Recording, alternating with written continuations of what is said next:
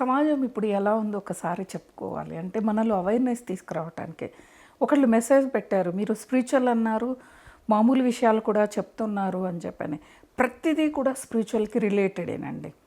ప్రతి ఈ విషయము కూడా ఆధ్యాత్మికానికి ఇమిడి ఉంటుంది. దాంతో సంబంధం ఉండే ఉంటుంది. అందుకే చెప్తాను నేను. మనము కొన్నిటిని కోల్పోతూ ఉన్నాం.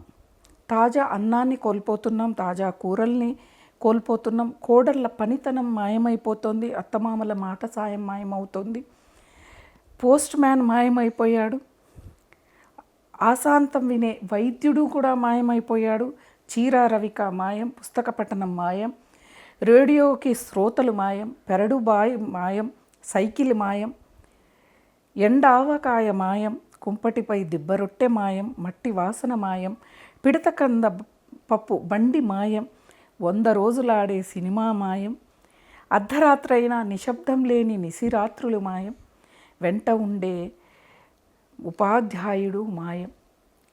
ఇలా చాలా మాయములు అయిపోయాయి అన్నమాట. ఇంకొక ఎపిసోడ్లో తెలుసుకుందాం.